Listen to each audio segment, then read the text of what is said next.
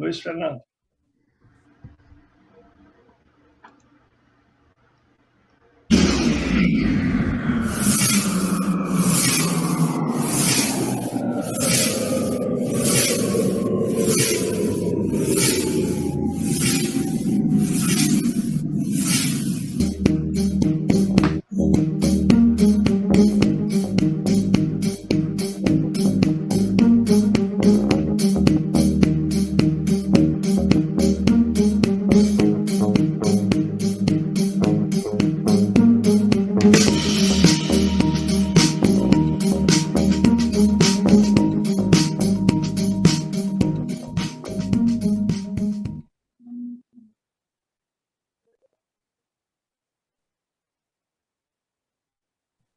Boa noite a todos e a todas. Sou Luiz Fernando, associado representativo do Rotary Clube de Campo Grande, Alvorada, servindo como diretor de protocolo desta reunião interclubes. E desde já agradecemos a participação de todos. E para darmos início a esta reunião, solicitamos que todos mantenham os microfones desligados para evitar possíveis interferências e liguem as câmeras para que possamos interagir vendo todos na telinha. Informamos que esta reunião está sendo gravada e transmitida pelo Facebook da Turma do Corujão. Vamos iniciar nossa reunião assistindo um vídeo sobre a Lei das Águas.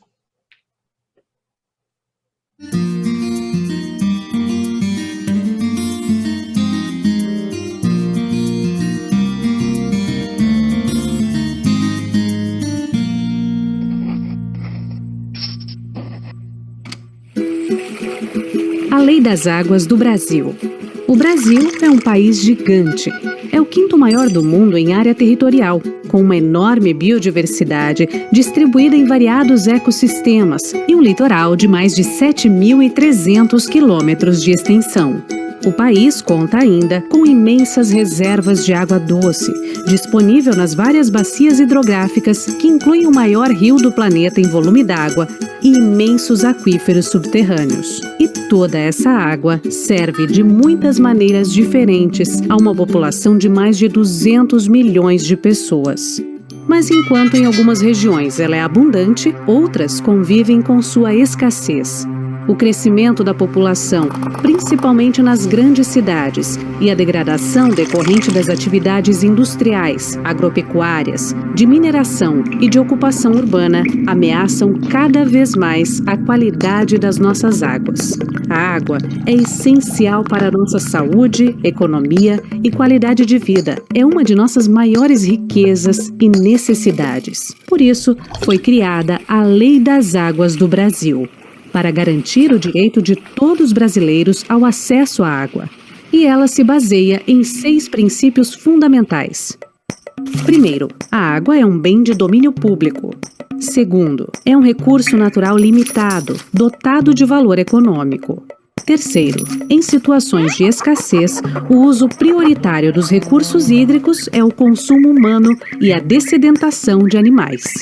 Quarto, a gestão dos recursos hídricos deve sempre proporcionar o uso múltiplo das águas. Quinto, a bacia hidrográfica é a unidade territorial para a implementação da Política Nacional de Recursos Hídricos e para a atuação do Sistema Nacional de Gerenciamento de Recursos Hídricos. E sexto, a gestão dos recursos hídricos deve ser descentralizada e contar com a participação do poder público, dos usuários e das comunidades. A Lei das Águas lançou o Sistema Nacional de Gerenciamento de Recursos Hídricos, com matriz para o planejamento e gestão das nossas águas. O SINGRÉ é composto em nível federal pelo Conselho Nacional de Recursos Hídricos, pelo Ministério do Meio Ambiente e pela ANA, Agência Nacional de Águas. No estadual, os Conselhos Estaduais de Recursos Hídricos, as Secretarias de Meio Ambiente e órgãos gestores estaduais. E no contexto das bacias hidrográficas, os comitês de bacias, as agências de águas e secretarias. Essa matriz reflete a principal missão da Lei das Águas: criar bases para uma forma de gestão descentralizada, democrática e participativa de nossos corpos d'água, em que as decisões sejam tomadas onde os problemas acontecem, beneficiando o maior número possível de pessoas. Acesse www.ana.gov.br para saber mais sobre a Lei das Águas do nosso país e conheça a agência que cuida das águas do Brasil.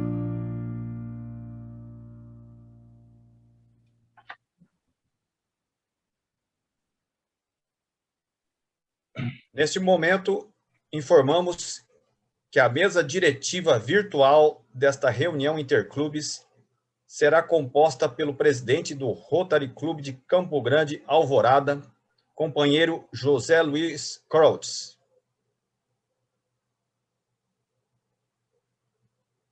Pelo governador distrital 2020-21 do distrito 4.470, Edilson Bigatão.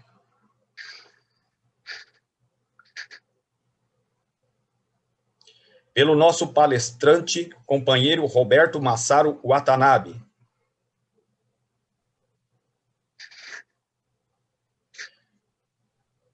Pelo presidente do Rotary Clube de Pontal e coordenador da turma do Corijão, companheiro Nelson Oliveira, representando todos os presidentes dos clubes parceiros desta reunião.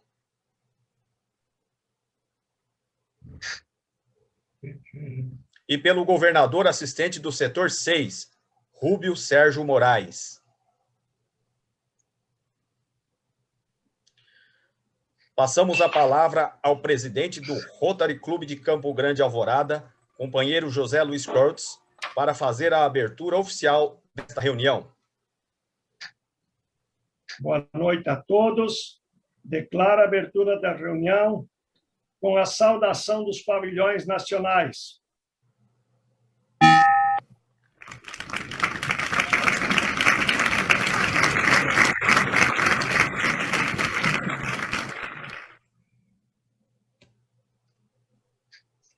Solicitamos silêncio para ouvir a oração rotária.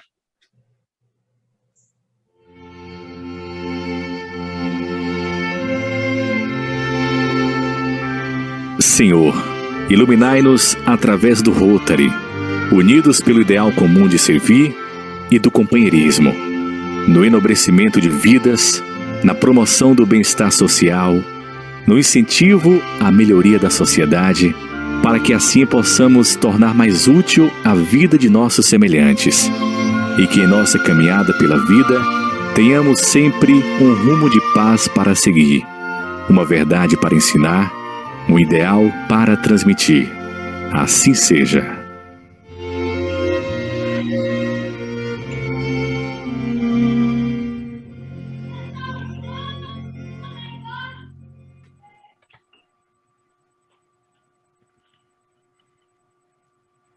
Informo que a reunião de interclubes está hoje com 46 clubes parceiros e solicito a apresentação dos clubes parceiros.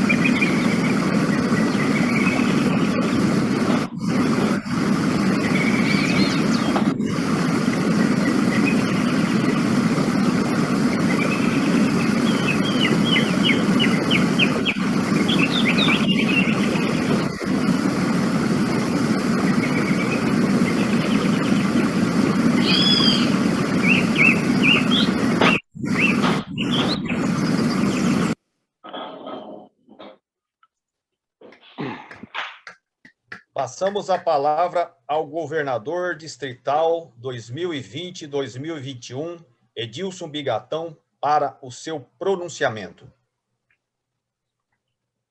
Boa noite a todos. Faço um cumprimento especial ao presidente do Rotary Clube de Campo Grande Alvorada, José Luiz Creutz, também ao governador assistente Rúbio, setor 6, ao Watanabe, que é o palestrante da noite, demais componentes aí da mesa diretiva, também a todos os governadores aqui presentes, em especial ao companheiro Branquinho, que estou vendo aqui na tela, e também a todos os distritos do Brasil e do mundo, né, que estão participando aqui nessa noite de hoje, todos os companheiros visitantes, os presidentes de 2020-21, os presidentes eleitos, enfim, todos os companheiros e companheiras que fazem parte dessa reunião, que já começou de uma forma muito bonita, muito organizada e trazendo uma paz muito grande para nós, né? Ouvir aí o cantar dos pássaros e também esse barulho de cachoeira aí é algo que já deixa a gente já bem tranquilo, né? E com vontade de estar aí na beira de um lago, curtindo essas maravilhas que tem no Brasil, né? Eu quero desde já parabenizar o José Luiz pela iniciativa de criar essa reunião e colocando à disposição de todos os clubes do Brasil e do mundo, né, para ouvir o Watanabe, que é um ícone nesse assunto, né, quando fala de recursos hídricos, e também dar as boas-vindas, em nome do distrito, para todos vocês, porque a gente faz uma reunião virtual e é a mesma coisa que se nós estivéssemos presencial, acolhendo a todos. Então, sejam todos bem-vindos, desejar aí uma ótima reunião e aproveitamos ao máximo desfrutar de todo o conhecimento do Watanabe, para a gente melhorar também os nossos conhecimentos. E falar de recursos hídricos tem a ver também com a nossa 7ª área de enfoque, que é o meio ambiente, e quem sabe dessa reunião surjam aí grandes projetos globais, né, para o meio ambiente. Eu quero também compartilhar com vocês 2 ótimas notícias, né? Quem participou da nossa posse conjunta assistiu aquele vídeo que o Holger, nosso presidente de 2020-21, enviou para todos os distritos, onde ele pergunta se o Rotary irá se envolver na vacinação contra a Covid. Aí a resposta é sim, nós nos envolveremos, né? Mas de que forma? Nós não vamos comprar vacinas, mas sim incentivar as pessoas a tomarem a vacina, né? Antes de começar a reunião, estávamos aí discutindo um pouquinho sobre esse assunto, né? É uma grande forma da gente manter um controle e também trazer paz e tranquilidade para a população, né? Senão a gente não consegue amenizar todo esse caos que está no mundo todo. Então, fazer campanhas, o Rotary deve se envolver com os secretários de saúde dos municípios, oferecendo ajuda para fazer relatórios, para colocar a sede à disposição, de repente adquirir algum equipamento, algum freezer, geladeira, sei lá. Nessa forma, e o principal, dizer que a vacina pode trazer, sim, a cura dessa doença, né, e a pessoa ter vida longa, senão pode trazer problema para todos nós, né? E outra notícia boa também é com relação à polio. O Rotary, mesmo se envolvendo na campanha da vacinação da Covid, não abriu mão de continuar vacinando as crianças contra a polio. Então, quando nós iniciamos essa campanha, eram praticamente 1.000 casos de polio por dia, em torno de 350 mil casos por ano. E agora, recentemente, em 2019, foram 160 casos no mundo. Agora, no ano passado, 2020, 140, em apenas 2 países, no Paquistão e no Afeganistão. E este ano, até meados de março, apenas 2 casos foram diagnosticados no mundo. Então, a gente percebe que estamos muito próximos, né, de erradicar essa doença terrível e de entregar para a humanidade, então, esse maior legado que nós, rotarianos, estamos aí enfrentando, né? Então, continuemos firmes. Eu peço a todos os presidentes eleitos, 2021-22, que durante este ano intensifique ainda mais a campanha de vacinação contra a polio, né, para que a gente não deixe de vacinar as crianças para não perdermos a nossa força, a nossa garra com relação a isso aí, né? Eu também quero dizer, Watanabe, talvez você até conheça, né, o governador Edson Pagnozzi, não sei se você conhece ele, é da tua época lá da usina da Itaipu, porque ele é governador 2020-2021, nós tivemos o prazer também de estarmos visitando lá a usina, e ele nos acompanhou, ele é um engenheiro que também foi responsável pela criação daquela usina, né? E tem um conhecimento muito grande, e tivemos o prazer de acompanhar lá, fazer uma visita, e foi muito bom. Aquilo é uma maravilha do mundo, né? Eu desejo aí uma ótima reunião para todos, se sintam bem acolhidos aqui no distrito, e eu vou passar agora a palavra para o Zé Luiz, para que ele possa conduzir aí a reunião e nós ouvirmos o palestrante da noite. Obrigado a todos, um grande abraço, boa noite. Feliz Páscoa para todos vocês, tá?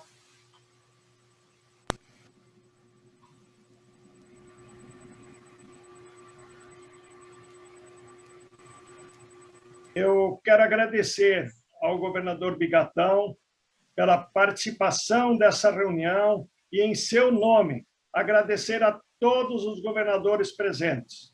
E, em nome do nosso palestrante, o Roberto Watanabe, agradecer a participação de todos os companheiros e não companheiros nessa reunião, que vieram de longe e de perto nessa noite memorável. É a primeira vez no Distrito 4470 em que um governador assistente da gestão em curso vem somar com o governador entrante da gestão próxima, para juntos organizar uma palestra. Assim, chegamos com força, dinamismo e com muita garra para oferecer um pouco de nós à comunidade. Temos um carinho e respeito pela história dessa organização centenária, onde o lema que nos guia é dar de si antes de pensar em si. E que essa roda rotária continue girando e que nossa atitude seja uma referência para que juntos podemos ser mais fortes e assim podemos servir aos mais necessitados e à nossa pátria. Assim, convido a todos para juntos nos dar as mãos, pois o Rotary abre oportunidades para os que desejam servir e transformar vidas, na busca de soluções, na saúde, educação, paz, saneamento, desenvolvimento econômico e comunitário e meio ambiente. Que Deus nos abençoe. Currículo do palestrante. Roberto Massaro Watanabe é formado em Engenharia Civil pela Escola Politécnica da Universidade de São Paulo, turma de 1972. Possui especialização em hidrologia, hidráulica fluvial e infraestrutura urbana. Participou do projeto de obras de porte da Engenharia Nacional como Sistema Cantareira de Abastecimento de Água da Grande São Paulo, com capacidade de 118.800 litros por hora. O sistema é responsável por 30% de toda a água distribuída na região metropolitana. Sistema de captação, condução, tratamento e abastecimento de água da fábrica da Aracruz Celulose, no Espírito Santo, em 1976. Estudo sobre a estratificação térmica do estuário do Porto de Santos. Rodovia dos Imigrantes, a primeira e mais ecológica autoestrada. Emissário submarino de esgoto da cidade de Santos, em 1971. Hidrelétricas de Jupiá, Ilha Solteira, Itaipu e Tucuruí. Em Tucuruí, a maior hidrelétrica brasileira, com 8,4 milhões de quilowatts, além de participar da construção do vertedor com a maior capacidade hidráulica do mundo, 110 milhões de litros por segundo, realizou a coordenação técnica do projeto da linha de transmissão em 500 mil volts em Imperatriz, Maranhão e Belém do Pará, num percurso de 1.300 quilômetros, envolvendo a montagem de 1.827 torres com a altura média de 60 metros. Trabalhou no IPT, o Instituto de Pesquisas Tecnológicas do Estado de São Paulo, onde, à frente do Laboratório de Construção Civil, desenvolveu inúmeras pesquisas sobre segurança, qualidade de materiais e eficácia de métodos construtivos. Foi também professor de pós-graduação da Unicamp, lecionando engenharia de segurança por 19 anos. É casado com Lúcia Watanabe e tem as filhas Andréia e Érica, ambas formadas em medicina. Nasceu no Largo São José do Maranhão, Tatuapé, e mora na rua Terra Roxa, também no Tatuapé. É rotariano desde 29 de junho de 1993, tendo sido admitido no Rotary Clube de São Paulo, Água Rasa, ocupando a classificação de Engenharia Civil. Ocupou diversos cargos no Conselho Diretor e Presidente em 2001 e 2002. Distrito 4430. Na Governadoria do Distrito, foi presidente de diversas comissões distritais, sendo governador assistente no ano rotário 2003-2004, e destacando-se a sua participação no Grupo de Apoio dos Recursos Hídricos do Rotary, quando promoveu discussões sobre os recursos hídricos em diversos clubes e também em outros distritos rotários, com palestras sobre os recursos hídricos do Rio Paraíba em seminário do Distrito 4600, em Porto Real, Recursos Hídricos e Meio Ambiente em seminário do Distrito 4590, em Olambra, e Salubridade da Lagoa dos Patos, em conferência do Distrito 4680, em Pelotas. Está proferindo hoje a sua palestra de número 713, em ambientes de Rotary, que versará sobre o tema Um panorama sobre os recursos hídricos no Brasil. Roberto Massaro Watanabe, você tem a palavra. Obrigado, vou compartilhar a minha tela aqui. Eu quero inicialmente agradecer o convite do José Luiz para proferirmos essa palestra. Na verdade, foi um levantamento que eu fiz da situação atual dos recursos hídricos no Brasil. Quero agradecer também a presença, do governador Edilson e do governador assistente Rubio.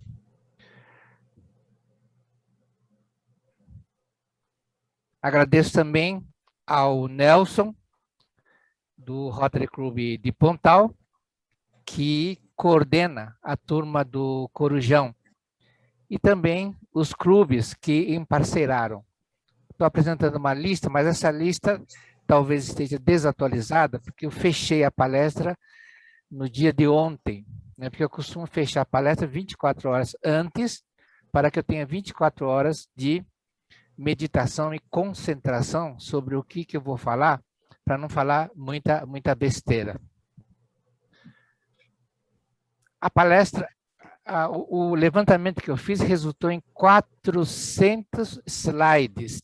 É muito slide para uma palestra de 40 minutos. Então, eu reuni tudo numa apostila e gravei essa apostila em PDF para que vocês possam tê-las, porque na apostila tem número de leis, número de decreto, número de normas técnicas, então talvez esse material seja importante para alguém que queira desenvolver algum trabalho em cima disso. Então, fotografe este QR Code e vocês poderão obter gratuitamente uma cópia de todas as 400 transparências da palestra de hoje, tá? Ao final da palestra, eu vou apresentar esse QR Code novamente. Então, como são muitas transparências, eu vou passar por cima da maior parte dela e só vou me ater naqueles que são mais impactantes, mais importantes para a finalidade da palestra de hoje. Em termos de volume de água que eu andei mexendo, está aí uma tabelinha, e o maior volume foi na usina de Tucuruí, onde nós comandamos um desvio do rio com 62.500 metros cúbicos por segundo. Foi a maior vazão no mundo controlado pelo ser humano. E como curiosidade, tem aí um concurso, né, da Companhia Estadual de Energia Elétrica do Rio Grande do Sul, um concurso onde uma das questões, né, de questões de 15 a 20, tem um texto que é elaborado por um site meu. Então, ali diz, olha, o engenheiro afirma tal negócio, o engenheiro diz que não sei o quê, e coisa e tal. Então, eu já estou até servindo de tema para concurso público. A minha relação com a água começou bem cedo. Minha mãe contava que quando eu tinha 4 anos de idade, pegava uma torneira na caixa de ferramenta do meu pai e enfiava essa torneira num buraco que tinha no quintal, no muro do quintal, e chorava. Chorava porque a torneira dela lá na cozinha saía água. E a minha torneira no quintal não saía água. Então eu sou indignado com relação à água desde os 4 anos de idade. Mais tarde eu ministrava palestras em escola do ensino fundamental, principalmente na quinta série. Na quinta série já tem aquela aula sobre o ciclo hidrológico. Bom dia, pessoal. Bom dia. Meu nome é Roberto Caricatura, que é um desenho de gozação. Né? Então, veja só, no desenho de gozação, você tem a parede aqui, e aqui tem uma torneirinha de água para beber. Então, a aluna, aqui da Otelo Franco, a aluna do Otelo Franco está lá com um copinho, pegando água lá da torneira. E ela nem sabe da onde está vindo aquela água, porque ela não está enxergando o que está do lado de lá da parede. Né? Então ela foi lá, a torneirinha aberta ali e está pegando aquela água, ela não sabe de onde que vem. Né?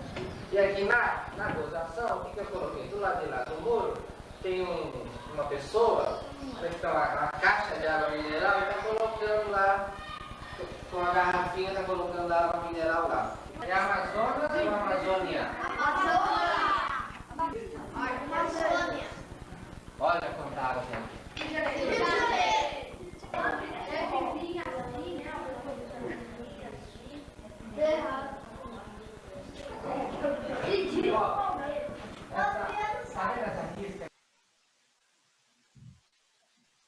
Então, esse é apenas um exemplo de atividades que eu desempenhava em 1981, alguns anos antes de conhecer o Rotary. Uma pequena curiosidade é o seguinte, vocês estão vendo uma fotografia da rodovia dos imigrantes, e esse viaduto, que é o VA-19, ele é o último lá de baixo, tá? E aí vocês estão vendo o rio, que é o rio Cubatão. E naquela oportunidade, quando nós estudamos o traçado da imigrantes, nós verificamos que na Serra do Mar, né, nós tínhamos lá a Mata Atlântica, e tinha uma fauna incrível, né? Macaco, onça, tartaruga, e todos esses animais viviam durante o dia na área seca, na parte mais alta, mas eles desciam até o rio Cubatão para beber água. Então, esse VA-19, a altura dele em relação à água é de 70 metros, tem um pilar de 70 metros de altura, de tal forma que nem o ruído dos caminhões poderiam atrapalhar o sono dos animais. Essa é a rodovia dos imigrantes, que eu considero a mais ecológica. Vem gente do mundo inteiro, da Alemanha e coisas, ainda hoje, conhecer quais foram os critérios que nós utilizamos para fazer esse projeto da Imigrantes. E isso aconteceu porque a Anchieta é uma rodovia totalmente antiecológica, ela é totalmente em cima de terra, então o macaco, a tartaruga, a onça, eles não conseguem atravessar. Então tem um impacto negativo na fauna local muito grande. Outra curiosidade é essa, os Arcos da Lapa, lá no Rio de Janeiro, todo mundo acha que é um viaduto onde trafega o bonde, né, o bondinho de Santa Teresa. Mas, na verdade, aquele lá é um aqueduto, tá? É um aqueduto que trazia água lá dos morros até o chafariz da Carioca. Havia antigamente esse grande chafariz onde o pessoal ia, pegava tambor e coisa e tal, ia colher água lá no chafariz. E aí, em 1925, esse chafariz foi demolido, tá, para ampliação do largo. Então, o Lago da Carioca hoje está aí uma fotografia atual. Qual é a importância da água em nossa vida? A ONU considera, né, o dia 22 de março o Dia Mundial da Água. Né, isso está cheio de notícia na internet, vocês poderão ver maiores detalhes sobre esse fato da ONU.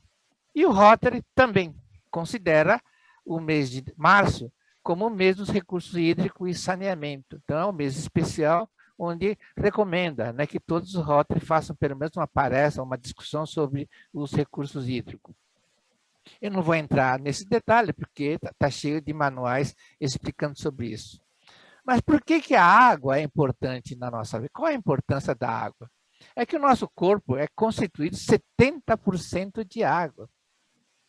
Nós somos água pura aqui. Então, o que é recurso hídrico? Recurso hídrico é água. Mas são vários tipos de água. Né? Que água a que a gente se refere?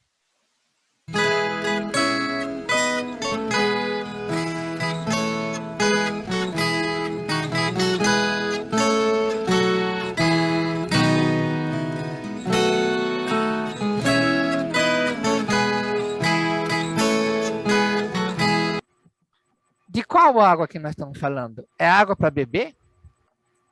É essa água para beber? Água para cozinhar? É essa água para cozinhar? Nem comida tem para cozinhar, nem precisa de água, né? Não tem comida para cozinhar. Água para tomar banho? É essa água, é esse banho que nós estamos falando? Água para higiene pessoal? Água para lavar objetos? Água para lavar as ruas? A sua rua, gente, é lavada semanalmente? Ou a prefeitura é porca e não lava a rua da sua cidade? É aquela água que se usa em lavanderia de hotel, em cidade turística como Rio de Janeiro. Imagine quanta água que as lavanderias de hotel gastam. É água para irrigar os jardins públicos. É água para a piscina pública. Água para o transporte fluvial, água para o esporte, água para a lavanderia de hospital. Imagine em São Paulo, aqui que tem um monte de hospitais, quanta água se usa para lavar aquelas roupas todas, principalmente agora, nessa época de pandemia. É água para a piscicultura? É água para a produção de alimento, para a irrigação da agricultura? Ou é essa água da chuva que inunda as ruas da sua cidade? Ou é água para o turismo aquático? Ou é água para a produção de eletricidade? Que água que nós estamos falando? Então, quando se fala em recurso hídrico, falamos em muitos tipos de água. E a análise de cada tipo requer conhecimento específico e experiência prática. O engenheiro que entende muito de água de hidrelétrica, ele não entende de água de abastecimento para a agricultura, por exemplo. É água diferente, o conhecimento necessário é diferente. Já dizia Leonardo da Vinci que se tiver que tratar com forças da natureza, principalmente a água, consulta primeiro a experiência e depois a razão. Porque a água não tem um comportamento lógico, racional. Falando de recurso hídrico, nós temos um monte de conceitos conflitantes, isso é uma confusão. Então as pessoas não sabem o que é dique, barragem, reservatório, represa, açude, faz uma confusão desgraçada.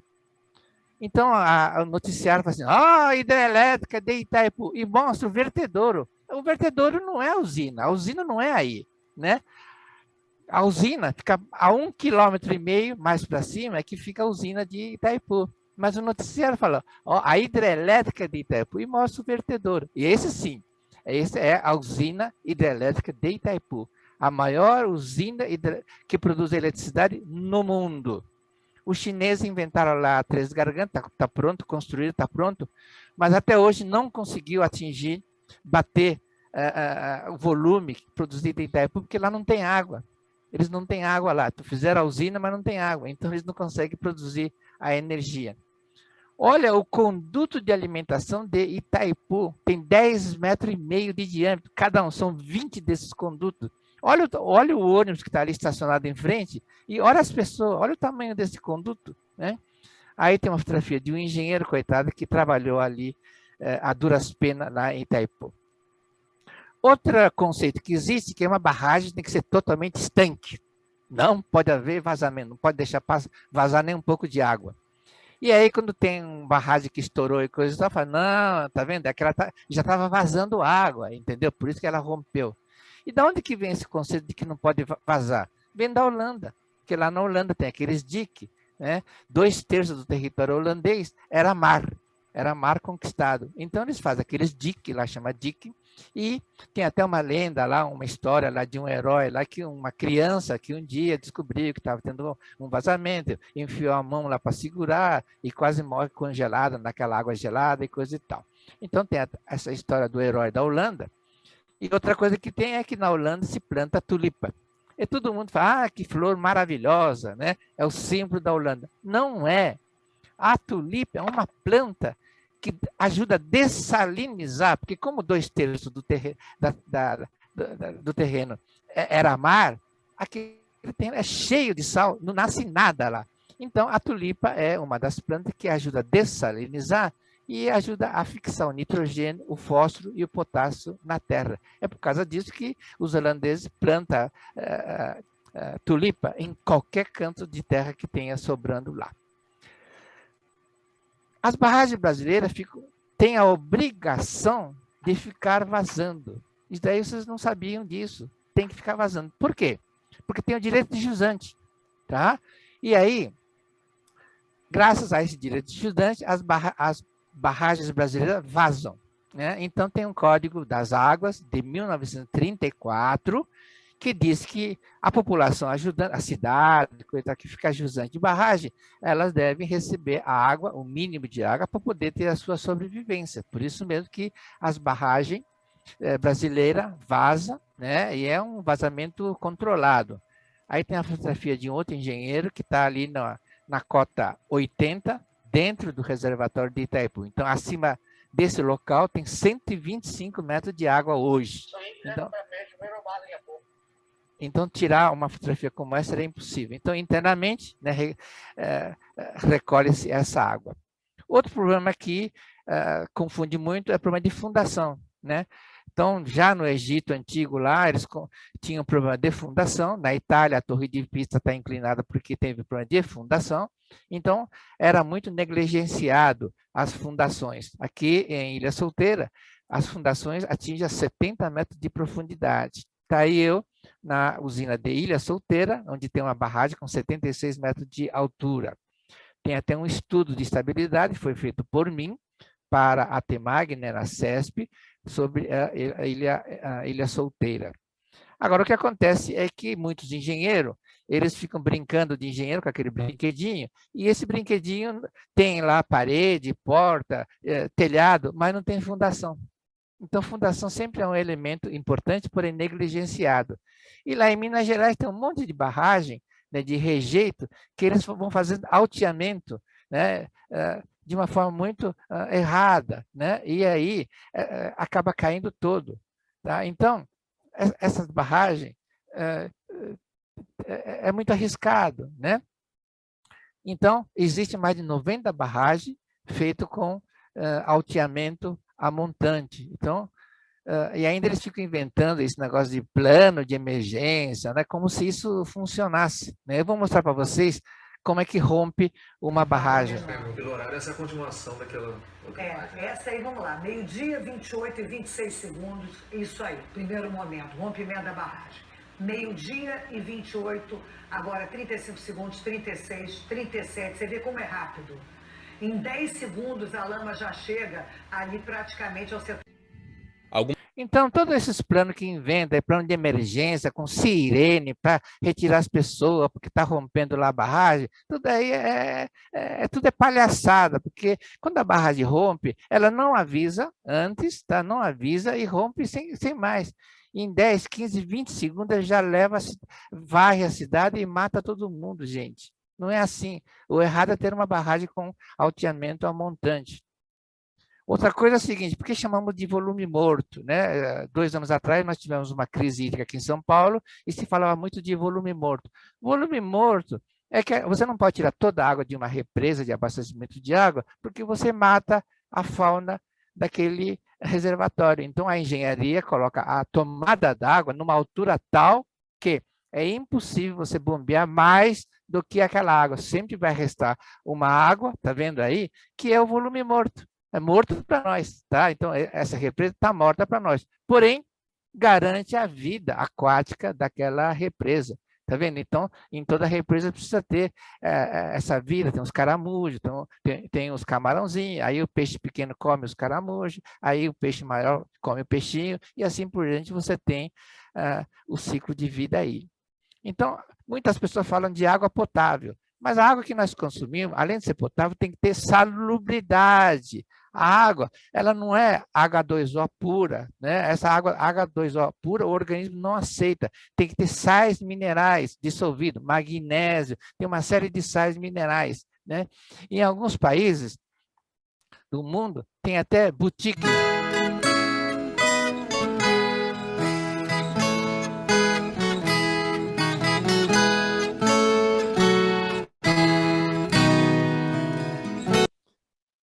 Outra questão muito crítica é o assoreamento, tá? Então, as prefeituras não pavimentam as ruas, não fazem proteção contra assoreamento, então a chuva leva a terra, né? Desbarranca, tá vendo? Não tem proteção de talude. Toda essa poeira de uma estrada vicinal, toda essa poeira, adivinha onde vai parar essa poeira fina? Aí no Mato Grosso tem muitas boiadas que levam para lá, levam para cá, e aquilo levanta uma poeira desgraçada. Imagine para onde que vai toda essa terra que levantada essa poeira, né? Então aqui é o Rio Camaquã, lá em São Lourenço do Sul, tá vendo? Tem grandes bancos de terra, de areia dentro do rio. E aí você tem na foz do Rio Camaquã, junto à Lagoa dos Patos, formam grandes bancos de areia, né? E olha só, o assoreamento, fotografia do satélite, mostra o assoreamento da Lagoa dos Patos. Ela está quase que totalmente comprometida com esse assoreamento, né? E o assoreamento, o sedimento na Lagoa dos Patos já atingiu o máximo. Então, a lagoa está vomitando ali pela foz a terra para o mar. Está aí eu fazendo uma coleta de água lá em São Lourenço do Sul, aí na companhia do governador e coisa e tal. Quando se fala recurso hídrico, todo mundo fala, olha, aqui nasce o rio tal, e quer proteger a nascente, tá vendo? Aqui está o rio Tietê lá na foz, né? E aqui está o rio Tietê em Pirapora do Bom Jesus. Olha que maravilha, né? A poluição de São Paulo, né? Produz essa espuma toda, é um espetáculo maravilhoso, é uma espuma branquinha, tá?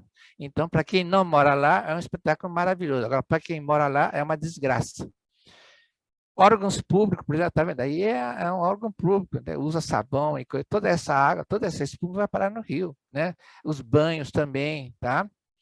Então, todo dia estão lançando um detergente novo. É o detergente para isso, é o detergente para aquilo lá, é para lavar a louça, é para lavar o corpo, é para o rosto, é para o corpo, entendeu? E nenhum deles é biodegradável. Então, é uma loucura esse tipo de coisa. Na cidade de Guarulhos, por exemplo, nunca teve tratamento de esgoto. Só no ano 2010 é que foi feita a primeira estação de tratamento de esgoto. Guarulhos, que é uma cidade rica, industrial. Esse é o Rio Paraíba do Sul. Né? Tá vendo? Atende aí a quase 40 municípios. Né? E outra coisa que todo mundo, a prefeitura reclama é, não tem dinheiro, a prefeitura não tem dinheiro para investir, né? Mas não sabem ele que existe uma lei, né, que cria o plano diretor, né? E esse plano diretor cria a operação urbana consorciada. Só para você ter uma ideia, a operação consorciada chamada Faria Lima, né, arrecadou tanto dinheiro que aquela avenida Faria Lima, que era um lugar caro, porque era uma zona essencialmente residencial, a prefeitura não tinha dinheiro para duplicar essa avenida. Então, a operação consorciada Faria Lima conseguiu dinheiro, Hoje é a avenida mais moderna de São Paulo, né? E tem grandes prédios. Inclusive, esse enorme prédio tem uma curiosidade que, no fundo, ficava a casa do Bandeirante. E o Conselho, né, de Preservação Histórica proibiu que se vedasse a visão a partir da avenida daquela casa. Então, fizeram um prédio com um buraco no meio. Olha a casa do Bandeirante aí, tá vendo? Então, até isso é possível, né? O problema do Brasil é que o recurso hídrico tem muitos pais. Todos pais muito protetores.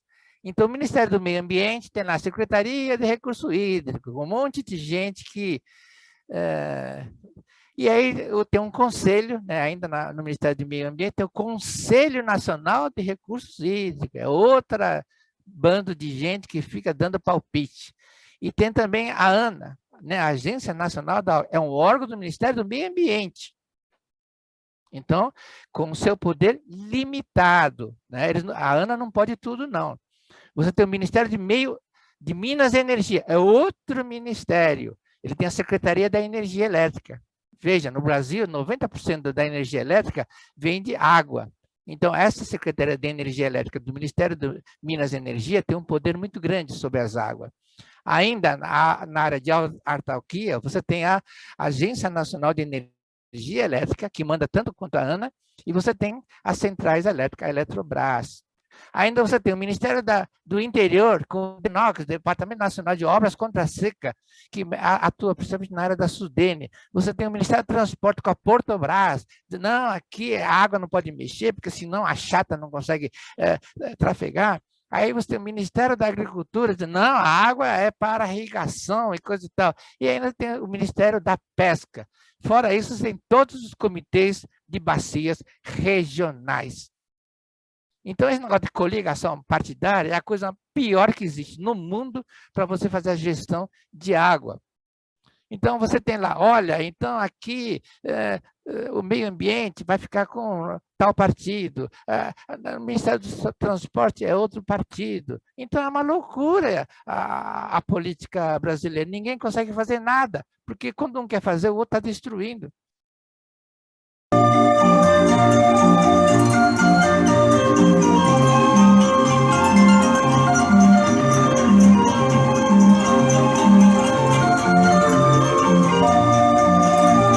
Então, no carrossel da alegria da política, todo mundo quer dar uma voltinha, né? Você vê, toda hora está trocando de ministro. Não, agora é minha vez, agora é minha vez. Então, o que precisa no recurso brasileiro, hidro-brasileiro, é um único pai. Esse é o meu sonho, que um dia a gente consiga chegar nessa situação. Existe muito problema de utilização, né, de recursos hídricos. Então, por exemplo, a CDHU, que é uma companhia estadual de habitação, a CDHU, ela construiu esse conjunto de casas dentro do Jardim Pantanal. E chama Jardim Pantanal, porque é o lugar que sempre enche quando chove. E aí, tá vendo, os conjuntos ficam tudo cheio d'água, fica durante 2 meses cheio d'água, né? Aí a prefeitura construiu aqui um centro de educação unificado, aqui em São Paulo nós chamamos de CEL, dentro do Jardim Pantanal também. Então, está toda hora cheio d'água. Como é que pode uma coisa como essa? Né? O próprio poder público é o primeiro a invadir uma área que inunda. Outra coisa é a seguinte, construíram um piscinão, né, para reter a água aqui na região do aeroporto, é um dos lugares mais caros do Brasil, de São Paulo, região do Campo Belo, Brooklyn Paulista, Alto da Boa Vista, e aí fica difícil escolher, né? Então, outra coisa é a seguinte, aqui atravessando o Rio Tietê, tem esses dutos, né, de adução, tubos de 1,5 metro de diâmetro que atravessam o rio. E o governo do estado, para fazer propaganda, falou, olha, 2 anos sem enchente no Tietê, graças a nós. Né? Aí passou mais um ano, 3 anos sem enchente no Rio Tietê. Então, até na dia 23, segunda-feira, teve uma festa no Palácio, eu estive lá, e todo mundo fez, o governo fez, graças a nós não teve mais enchente. São Pedro ouviu esse ajuntamento e 2 dias depois mandou uma chuva que que inundou, São Paulo ficou 5 dias com os trânsitos parados por causa dessa inundação. Não se brinca com recurso hídrico. Existem dificuldades legais, né? Então, por exemplo, esse tipo de coisa, né? Infiltração na garagem de um prédio residencial, é comum ter esse tipo de infiltração. O que a gente faz? Coloca uma bomba e joga na sarjeta. É proibido. Tá? Pelo IBAMA é proibido fazer esse tipo de coisa. O IBAMA tem força para interditar aquele prédio, porque está bombeando água do subsolo, que sai na garagem, para a sarjeta. Nós temos dificuldades políticas. Então, aqui em São Paulo, nós temos o Plano Diretor de Macrodenagem do Alto Tietê. E aí, o Tietê é um rio estadual. E aí, o Estado diz assim, olha, o Tietê enche porque os afluentes jogam água demais lá. Então, vamos fazer um acordo. Aí fizeram um acordo, né, onde o rio Tamanduateí, por exemplo, o máximo é 280 metros cúbicos por segundo. Tudo bem? Ah, tudo bem. Então, a prefeitura que construiu lá o piscinão para segurar a água e não jogar dentro do Tietê. E aí, limitaram em 280 metros por segundo, só que a vazão de uma enchente do Aricanduva é 714 metros cúbicos por segundo. Só não avisaram, nessa reunião, não chamaram São Pedro, entendeu? Que continua mandando água e continua tendo enchente, tanto no Tietê como no rio Aricanduva. Né? A questão das galerias, né? Então, nós não construímos galeria. Então, o mundo inteiro, aqui está em Londres, aqui está em Sydney, em Tóquio, né? Tá vendo? Em Tóquio, o governo leva os estudantes para mostrar a importância da água. Até os incas tomavam cuidado com a água, tem rede de drenagem. Né? No Brasil, a norma diz que tem que ter uma boca de lobo a cada 60 metros. Não tem. Tá vendo? Não tem. Então, a água corre por cima. A água da chuva, em vez de correr por baixo, corre por cima. Então, invade loja, leva carro. Tá? É uma loucura esse tipo de coisa. Tem lei para isso. Tá? Então, acontece também... Tá vendo? Então, tem que ter essas bocas de lobo. Né? E tem que ter... aqui em São Paulo tem um viaduto, tá vendo? Enche. Em cima do viaduto, em cima do elevado, enche. Da enchente também. É ridículo esse tipo de coisa. Então, tem leis, por exemplo, essa lei, tá vendo? É 2007. Em 2007 já ficou determinado que a prefeitura tem que cuidar da drenagem urbana. 2007, gente. Outra coisa que não se fala é a pegada hídrica. Né? Aí você fala, tomei um copo de chopp, né? 200 ml de chopp. Então, eu tomei 200 ml de água. Mentira! Quando você toma um copo de chopp, você está gastando 75 litros de água, porque a cevada teve que ser irrigada. Né? Aí você, comprei uma camiseta. Olha, comprei uma camiseta, então não gastei nada de água. Mentira! Para produzir uma única camiseta, se gasta 2.700 litros de água. Uma camiseta de lã, tá vendo? Teve que dar água para a ovelha, entendeu? E para beneficiar aquela lã, gastou-se muita água. Então, chama-se pegada hídrica. Nós temos que ter consciência disso, gente, tá? E aí tem outros, né? Um pãozinho, e assim por diante, tem outros negócios aqui. Até um computador, para fazer um computador, se gasta 31.500 litros de água para fazer um único computador. Né? Então, precisamos ter consciência disso. Isso daí não é explicado nas escolas, gente, é uma vergonha. E aí tem um resumozinho, depois vocês podem ver em outro lugar. Outra coisa é mau hábito. Né? Nós vamos almoçar, ninguém lava a mão.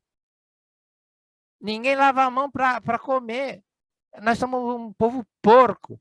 Então, também não dá para lavar, né? Você vai lá no WC, né? O lavatório é horrível e não tem toalha para você enxugar a mão.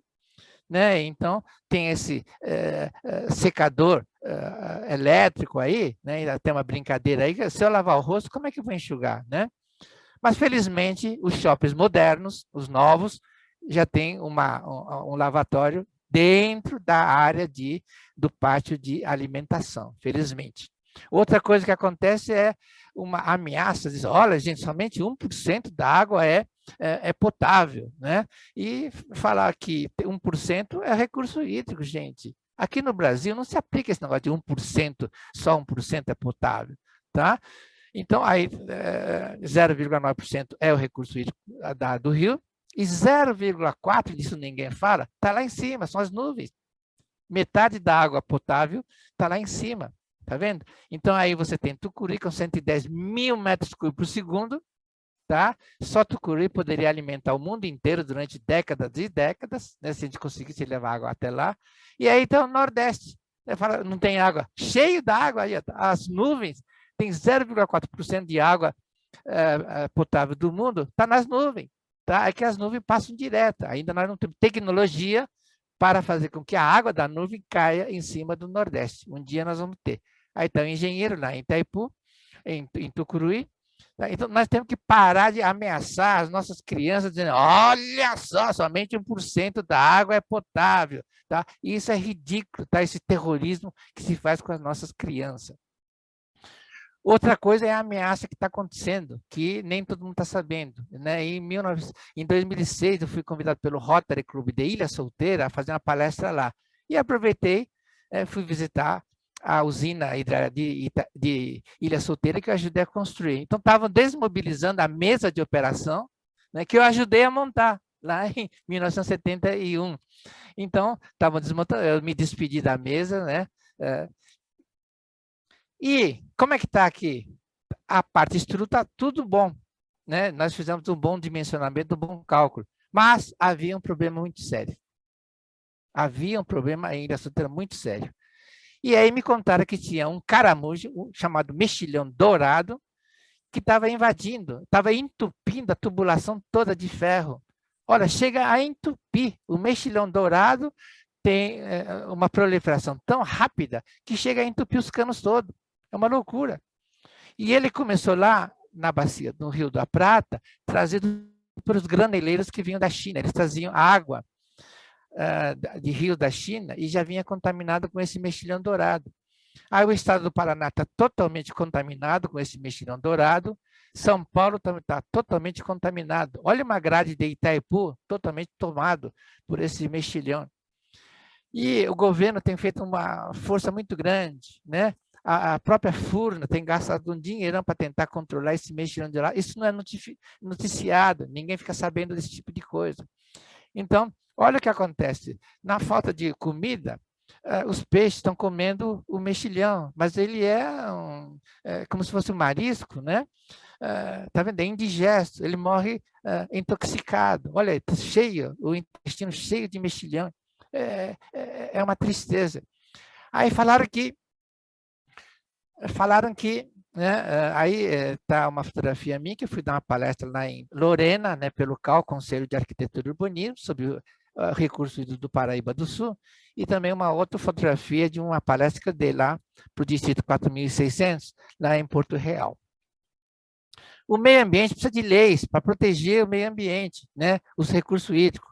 Olha, só de leis nós temos lá a 4.771, 7.511, 7.803, 12.651.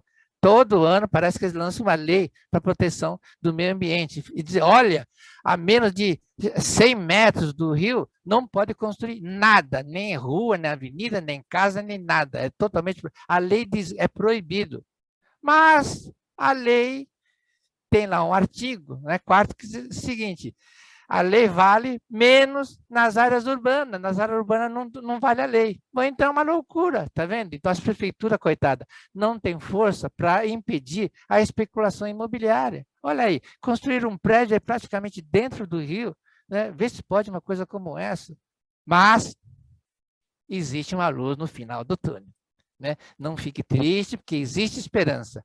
Foi lançado agora em julho do ano passado, 2020, o novo marco legal regulatório do saneamento básico do Brasil. É a Lei 14.026, do dia 15 de julho de 2020. E ela, né, finalmente, nós vamos ter a universalização do serviço de saneamento. Que bom, né? Finalmente. Então, nós não vamos ter mais esse tipo de ocupação, não vai ter mais lixão no Brasil, não vai ter mais essa especulação política de água potável. Eles distribuem água potável nesses caminhão-pipa, mas só que eles vão buscar numa lagoa poluída, entendeu? É isso que eles fazem lá no Nordeste.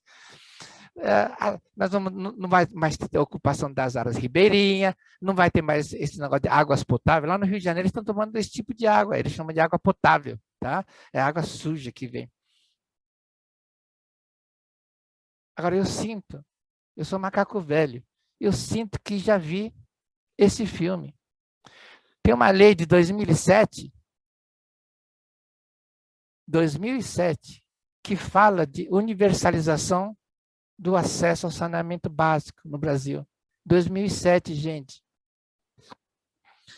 E outra lei que diz o seguinte, olha, tem que acabar com os lixão até o 31 de dezembro de 2020. Das 5.000 prefeituras que tem no Brasil, nenhuma conseguiu acabar com os lixão. Os lixão estão todos aí. Em outros países, né, no Japão, porque foi descoberto o negócio de poluição, deu alerta para todo mundo. Em Londres criaram uma lei e rapidamente o rio Tamisa foi despoluído. Hoje até o turismo é feito em cima do rio. Lá em Paris também fizeram uma lei, né, e alguns anos depois estavam até pescando salmão no rio Sena. E até fizeram uma praia artificial lá em Paris, né, ao lado do rio Sena. Olha que maravilha, uma praia artificial, né, e o rio Sena totalmente limpo. Olha que bacana, né? E a eletricidade no Brasil, né, tem um problema. Você viu, nós construímos Itaipu, que é o maior lago artificial do mundo. Por que precisa ter tanta água lá? É porque tem dia que chove, tem dia que não chove. Então, eu tenho que guardar água quando chove para gerar energia elétrica quando não chove. Por isso que tem que ter um reservatório grande. Mas, no Brasil, quando chove aqui embaixo, não chove lá em cima. E quando chove lá em cima, não chove aqui embaixo. Então, nós inventamos uma linha de transmissão desde a Amazônia até aqui o Sudeste. Então, nós não precisamos mais nos preocupar com um reservatório grande, porque quando não está chovendo aqui, diminui, né, a velocidade das usinas aqui do Sudeste e Sul e gera energia elétrica lá no Norte e Noroeste, entendeu? E trazem com essas linhas, trazem para cá. Então, não há mais necessidade de fazer esses lagos imensos. Então, essa é a usina de Santo Antônio, lá no Rio Madeira, não tem lago.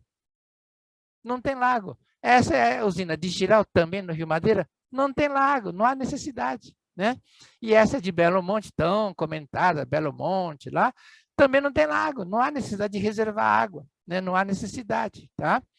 E nós temos hoje as eólicas. O Nordeste é o maior parque de eólicas do mundo.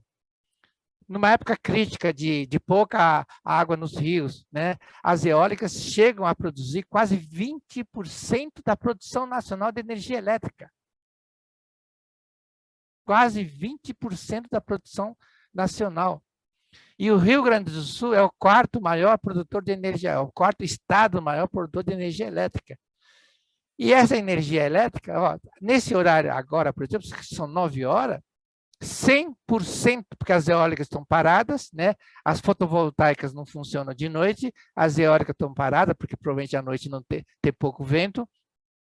E nesse instante, a energia que nós estamos consumindo aqui, aí em Campo Grande e em todas as demais cidades do Brasil, é 100% renovável.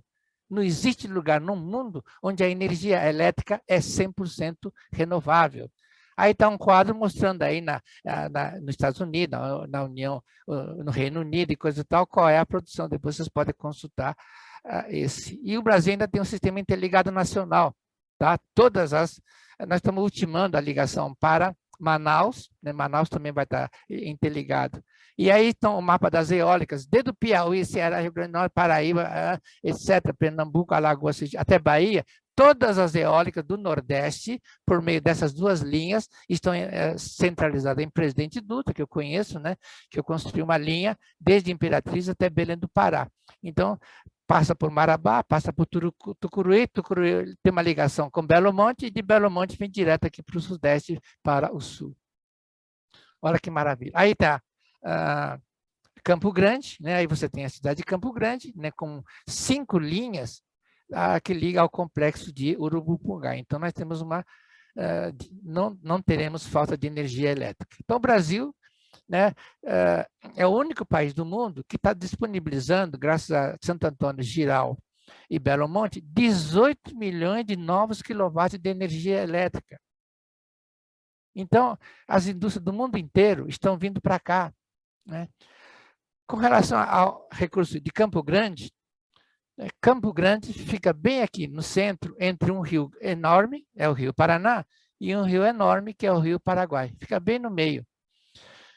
E aí você tem os vizinhos, né? Mato Grosso, Goiás, Minas Gerais, São Paulo, né? E Paraná, que são as fronteiras de Mato Grosso do Sul. Aí você tem um mapa geológico, tá vendo? Eu tenho uma cordilheira no meio, do lado oeste é de um jeito, a geologia, e do lado leste é de outro jeito, né? Aí está o mapa da hidrologia, aí estão os aquíferos que tem, né? Aí você tem a origem de água de abastecimento, a maior parte é água subterrânea, tá? Uma parte corre para o Rio Paraguai e a outra parte corre para o Rio Paraná. E a Campo Grande tem 2 divisores de água, né? O divisor 1, que é muito grande, do lado esquerdo a água vai tudo lá para o Rio Paraguai. E do lado direito você tem um segundo divisor dentro da cidade de Campo Grande. Graças a Deus, o estado do Mato Grosso do Sul tem um plano estadual de recurso hídrico do Mato Grosso do Sul, eu baixei, elenquei, muito bem elaborado, e também tem uma classificação, né, dos corpos d'água. Então, aí você tem o córrego segredo, o córrego pródigo, o córrego lajeado, né? Tem uma série de córregos de Campo Grande, onde é permitido isso, não é permitido aqui, tem uma regra de utilização desse. E ainda tem um manual para a outorga de direito de recurso hídrico. Então, se você quiser pegar a água de um dos rios aí do Mato Grosso do Sul, você pega esse manual e vê como é que, para quem que pede, como é que faz o projeto de captação de água. Nós precisamos conscientizar a população, e principalmente os escolares. Como curiosidade, já estou no fim, eu fiz uma brincadeira aqui, jogo dos 7 erros. Peguei um cruzamento qualquer aí em Campo Grande, e aí eu peguei um cruzamento, aí tem 7 erros. Vamos ver se vocês descobrem. O primeiro erro é o seguinte, ó, a faixa de travessia de pedestre é invisível, tá? Está apagada. Essa via tem que ser interditada. Muitas mortes que acontecem na faixa, o motorista alega que não tinha visto a faixa, então não pode deixar isso, né? Como que deveria ser? Assim, bonitão, tá vendo? Sempre bem pintada. Tem norma, tá? Faixa não se pinta, isso é proibido. Um cara que faz isso tem que ir para a cadeia, tá? Faixa não pode ser pintada com tinta látex, isso não pode. Então, tem que ter aparelho especial que é uma película, tá? Que é aplicada a quente, com equipamento especial. É assim que se faz faixa na rua. Tem que ter adição de microesfera de vidro para essa refletiva. Então, tá. Então, o exemplo, durante o dia tem a faixa, não precisa ter reflexão, mas à noite, do lado esquerdo não tem vidro, e do lado direito tem, olha como reflete pelo farol. Tem um aparelho que tem que ser usado, né? A prefeitura contratou um serviço, fez uma licitação, contratou uma empreiteira para fazer a pintura. A prefeitura tem que ir lá levar o aparelho e fazer, deixa eu ver se essa pintura está refletindo. Tem um aparelho que mede o índice de reflexão daquele negócio. Até as placas você tem que medir. Vê se a prefeitura faz isso, né? Ou será que a prefeitura é desleixada ou é ignorante e não conhece isso? Aí, 2 exemplos, né? Do lado direito é o real e do lado direito uma montagem que eu fiz mostrando a coisa. Outra coisa é essa loucura. Tem uma cerca metálica em plena zona urbana. Isso é ridículo, isso, né? Essa cerca é para evitar que animais de grande porte invadam a pista, né? Nos Estados Unidos é conhecido como guarda-reio. Guarda a via, protege a via, não protege as pessoas, protege a via. Porque na região onde tem criação de gado, de cavalo, os animais podem invadir a pista. Então, tem que ter uma cerca metálica resistente para impedir que animais invadam a pista. É para isso que existe essa cerca metálica. E, além do mais, é perigoso, né? Casos desgovernados, acontece esse tipo de coisa. Então, tem que pedir para retirar essa arma mortal, metálica, e funciona como se fosse uma faca, né? Outra coisa é aquele buraco que tem ali, entra dentro do rio. Quando vem uma enxurrada, criança e pessoas de idade pode ser levada pela enxurrada. Então, a boca de lobo, a norma diz, ó, no máximo 15 centímetros. Então, uma criança pequena que foi arrastada pela enxurrada, ela não entra dentro da boca de lobo. É por isso que tem a boca de lobo, é de proteção, tá? Então, ó, tá vendo? Na falta de uma proteção, os carros saem Então tem que ter um negócio de barreira de concreto, né, que é um elemento que segura, é um caminhão desgovernado, tá vendo? A barreira aguenta até 38 toneladas de choque. Tem norma dizendo como é que é, tem que ser armado, tá vendo? E fica bem preso no chão, tá vendo? Aí eu fiz uma montagem mostrando a foto real à esquerda e uma montagem que eu fiz com a barreira de concreto ali no mesmo local, né? Aí tem um postezinho ali, ó, tá vendo? Dizendo que é moda. Aquela poste está encostada ali na via. Tem regra dizendo, olha, tem que ter pelo menos 1,20 m da pista. Aqui também, aquela placa tem que ser retirada. Tem uma árvore no mesmo local, coitada, na briga entre fio elétrico e a árvore perdeu, né? Ceifaram a árvore, coitada, né? Só por causa de umas porcarias de fio. Esses fios numa zona urbana, como Campo Grande, tinha que ser tudo subterrâneo, né? Não tem sentido fio aéreo numa cidade grande como Campo Grande, né? Além do mais, na calçada, coitado, essa árvore não recebe água. Olha, não tem como a água penetrar, essa árvore vai morrer, né? Então, devia ter, né, pelo menos um espaço maior onde a água da chuva possa penetrar e dar a água, né? Então, gente, tem que levar em consideração.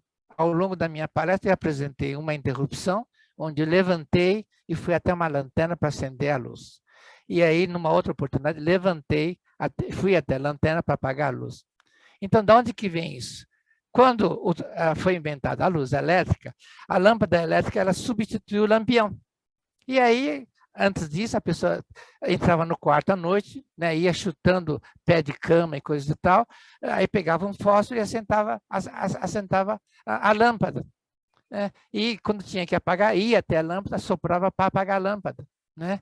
E tinha a lâmpada pequena, que é a lamparina, e tinha uma lâmpada grande na rua, chamada lampião. Lampião de gás, quanta saudade você... Tá? Então, a gente tinha que ir até lá.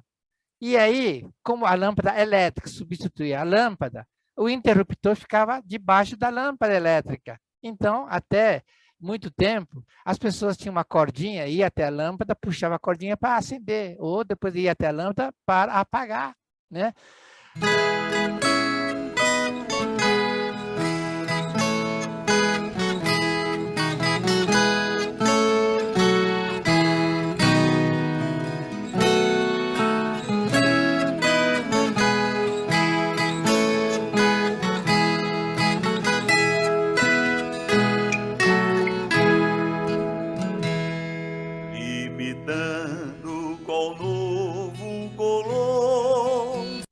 Então, a humanidade levou um bom tempo para perceber que o interruptor não precisava ficar junto da lâmpada, podia ficar na parede, na entrada, né?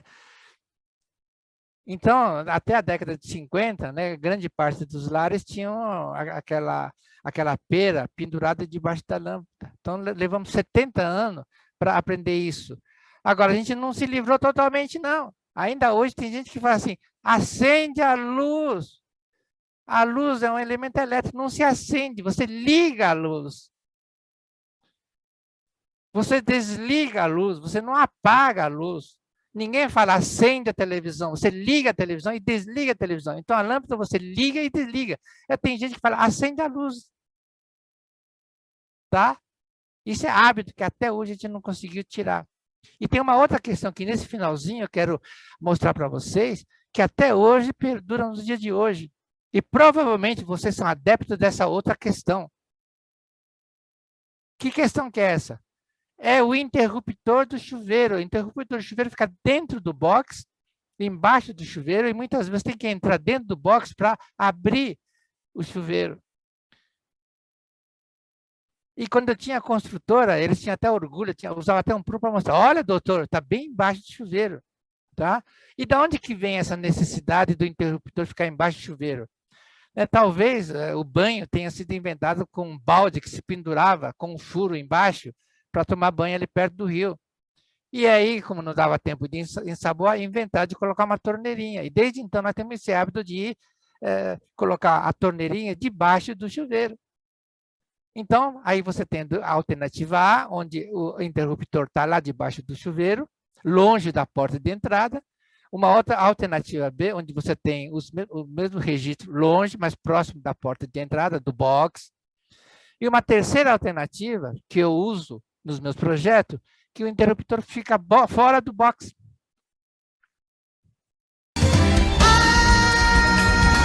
Essas fontes murmurantes, aonde eu mato a minha sede e onde a lua vem brincar.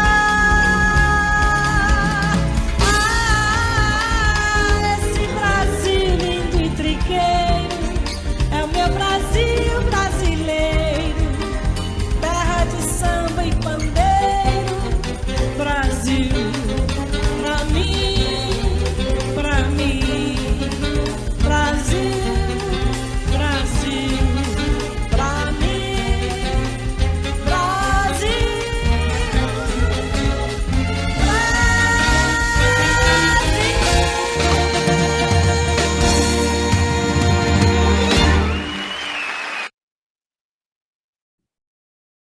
Obrigado.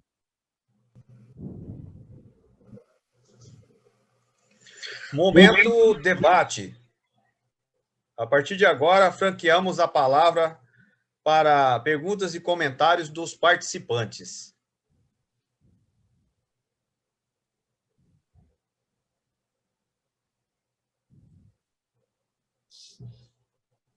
As pessoas que se interessarem em fazer pergunta podem se manifestar nesse momento.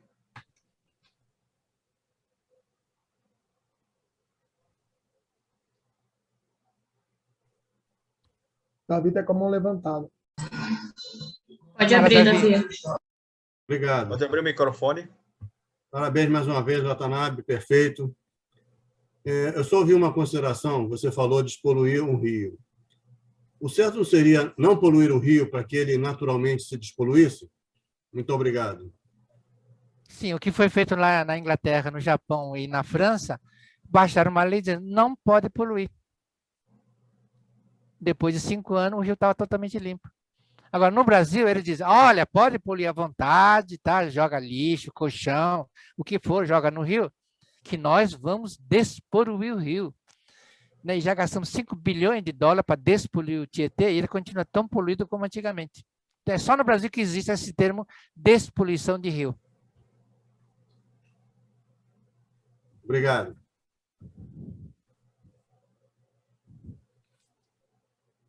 Mais alguém? Companheiro Isaías. Isaías.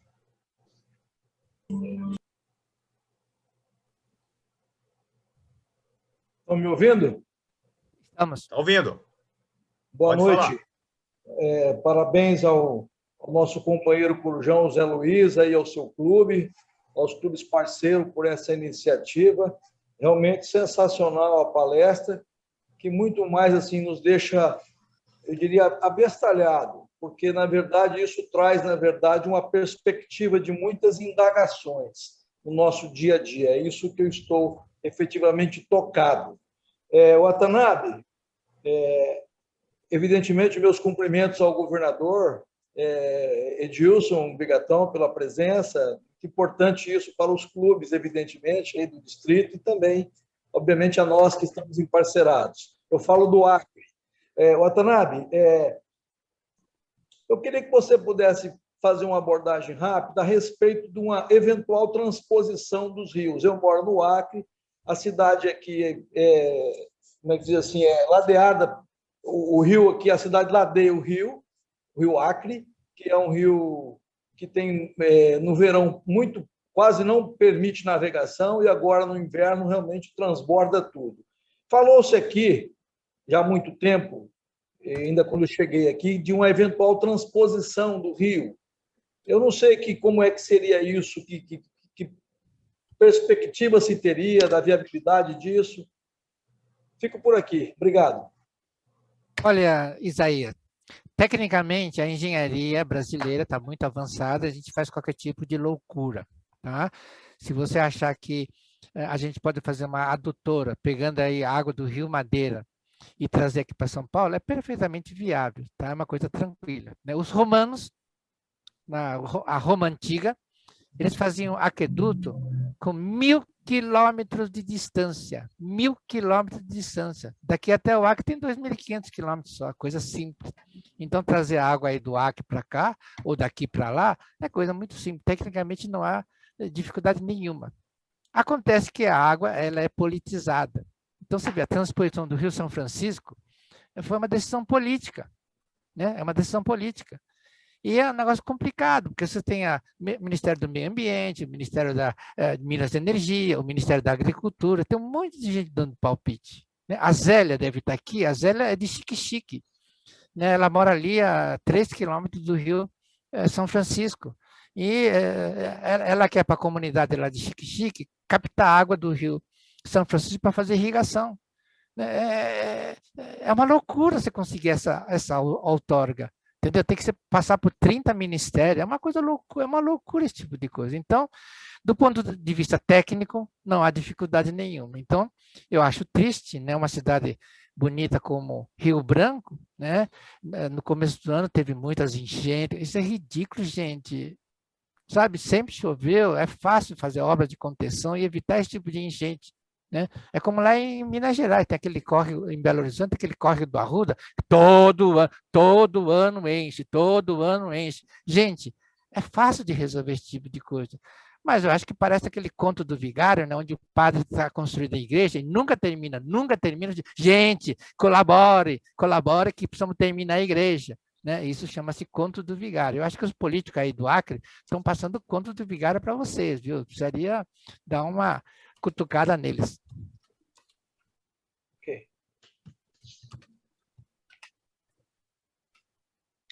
Mais alguém? Tem o Moacir Pérez e a Zélia Jacobina querem fazer pergunta. Ah, tá. O Moacir.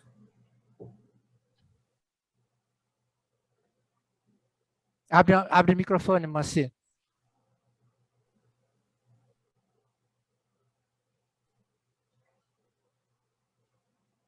Microfone fechado, Moacir.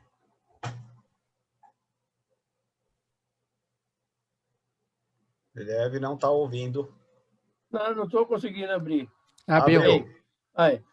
Watanabe, parabéns pela palestra. Você sempre deixa um resultado muito bom das suas aulas e um conhecimento profundo para todos nós. Eu queria lhe fazer uma pergunta.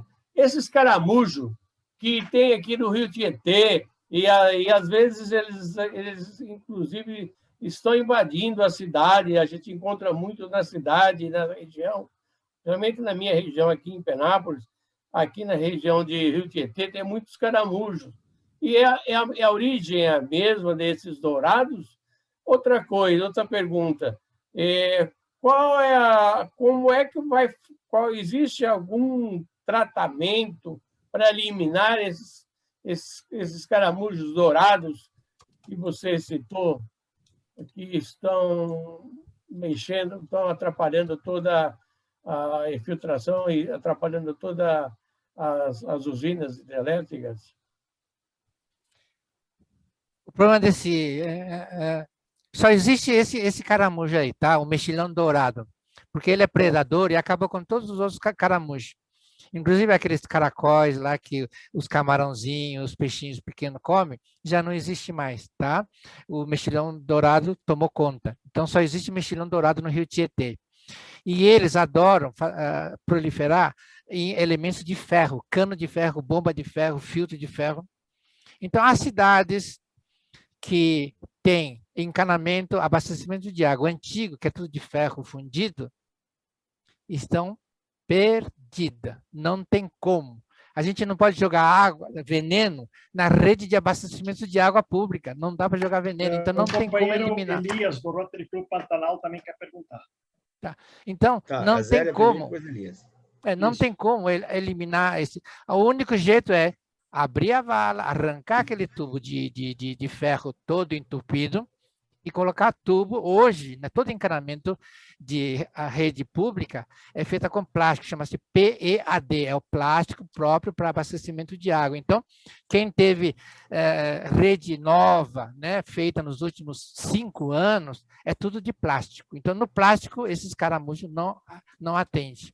Então, quem tem rede d'água de ferro vai ter que arrancar tudo e colocar tubo de plástico. Infelizmente, é um custo imenso. Muita cidade vai ter crise de abastecimento de água porque não passa água no cano de ferro. Então, vamos ouvir agora a pergunta da dona Zélia. Dona Zélia, pode fazer a pergunta, o microfone, tem que liberar o microfone. Opa, liberou? Fechou de novo. Clica em cima do mute aí. Agora. Aí, abriu. Agora. Está ouvindo? Estamos ouvindo. Está me ouvindo? Estamos ouvindo. Ok, estamos ouvindo. Meu nome é Zélia, eu sou de Xique-Xique. Minha cidade fica à margem... Minha cidade fica à margem do Rio São Francisco, é banhada pelo rio. Os governos puxam a água do Rio São Francisco para descer 108 quilômetros, e a cidade de Xique-Xique fica a desejar.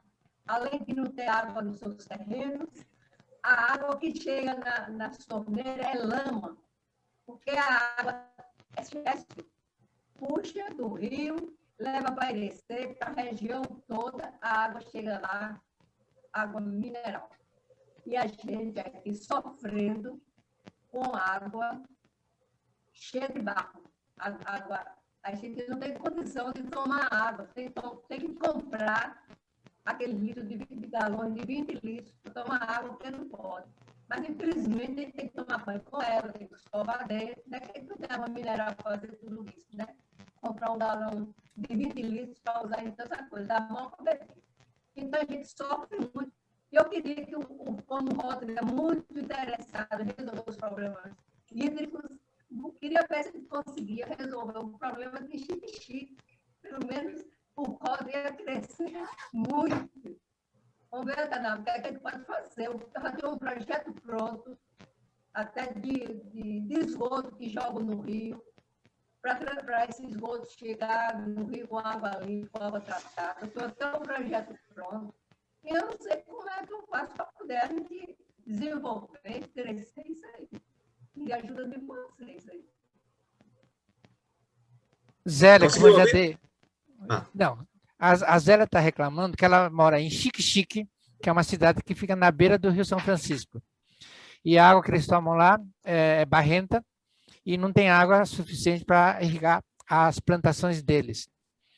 E aí, esse tipo de problema acontece não só em Xique-Xique, como em outros locais, porque pela legislação eleitoral brasileira, né, o prefeito, os vereadores de Xique-Xique, é tudo pessoal nascido lá em Xique-Xique. Portanto, é o pessoal que não tem muito conhecimento nessa questão de recursos hídricos. E nós temos verbas disponíveis, né, por lei municipal para a área de saneamento. O BNDES fornece dinheiro a fundo perdido para fazer obra de saneamento. E também nós temos aquela lei que eu mencionei, a lei das operações urbanas consorciadas, que a prefeitura pode utilizar para fazer obras de saneamento. E, além do mais, tem um Banco Mundial, que também fornece obras de saneamento para prefeituras do interior. Então, o que precisa é o Rotary, ou o Rotary de Xique-Xique, ou os Rotary vizinhos, fazer uma força e procurar o prefeito, a Câmara Municipal, e mostrar os caminhos para a solução do problema. Aí a própria prefeitura consegue o dinheiro e consegue contratar uma construtora para construir uma boa captação de água do Rio São Francisco e montar uma estação de tratamento de água para você, não só para beber, mas também para a irrigação da sua lavoura. Então, acho que o caminho é pelo Rotary, tá? O Rotary daí de Xique-Xique, o Rotary vizinho, ou então o distrito, aí o 4.500 aí da Bahia, né, o governador aí fazer uma força e convocar. Nós temos os melhores especialistas em recursos hídricos do mundo pela rede do Rotary. né? Tem até um subsídio da Fundação Rotária, chamado Carl Miller, que paga uma passagem lá de um especialista francês, lá norueguês, para vir até Xique-Xique e ter uma conversa, uma consultoria técnica com os prefeitos e com os vereadores. Então, acho que está mais na mão do Rotary do que na mão da prefeitura, porque o prefeito, esse pessoal, infelizmente, são pessoas que nasceram aí no sertão aí da Bahia, então, provavelmente são pessoas que não têm essa cultura toda dos caminhos de financiamento, né, de patrocínio para obras de saneamento básico. Ok, o Elias do Rotary Clube Pantanal, pode abrir o microfone e fazer a pergunta.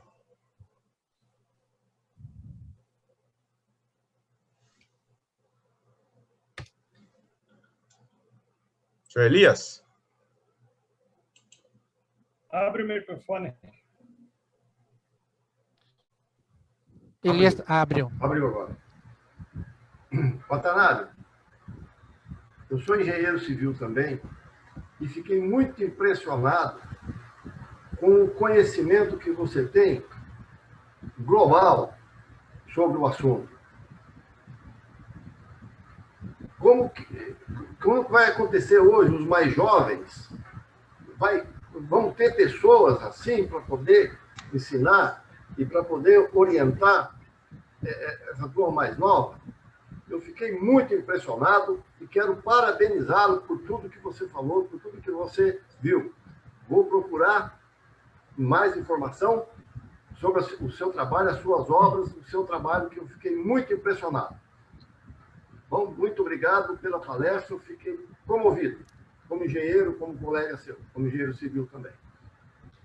Obrigado, Elias. Eu tenho duas coisas para te falar.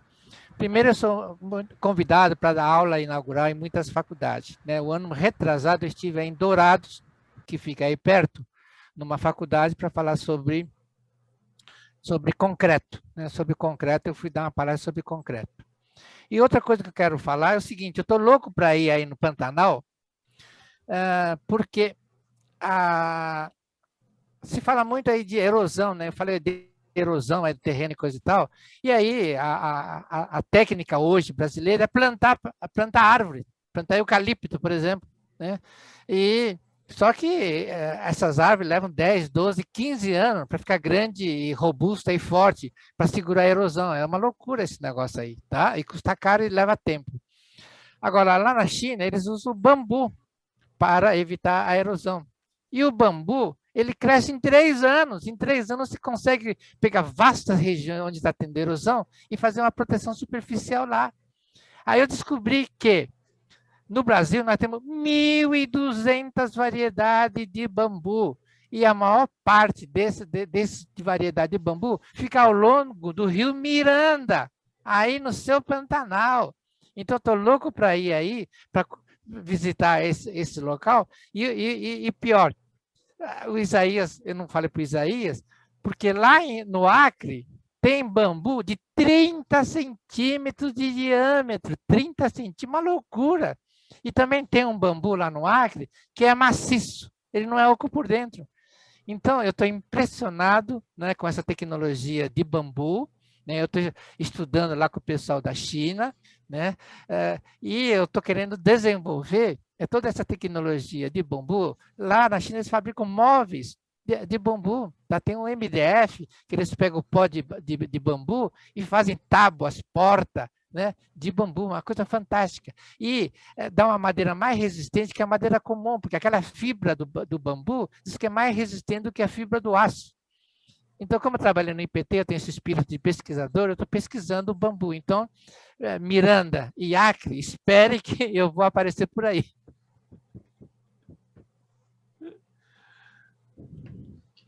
Mais algum companheiro deseja fazer pergunta? Os companheiros, se estiver vendo alguém aí... A Marinês está com a mão levantada. Então, dona Marinês, por gentileza, abre o microfone e pode fazer a pergunta. Boa noite, companheiro Watanabe. Boa noite. Nós ficamos cada vez mais impressionados, por mais que a gente te ouça, a cada dia você nos surpreende. Eu gostaria de falar com você o seguinte, com toda a sua expertise, você não poderia nos orientar em algum projeto de subsídio global que fosse viável, né? Mesmo a gente sabendo das diversidades que nós temos em nossas regiões, se você pudesse nos apontar todas as necessidades que você conhece de algumas regiões para que juntos, né, talvez alguns clubes próximos que tenham uma mesma diversidade na contextualização, né, onde eles estão, para a gente poder fazer um subsídio global, com suas orientações. Você poderia? Inês, fica à vontade, eu estou à disposição do Rotary, tá? Presta serviço voluntário em várias regiões aqui do Brasil. Agora, é só me apresentar o problema específico, qual é exatamente o problema que vocês estão enfrentando.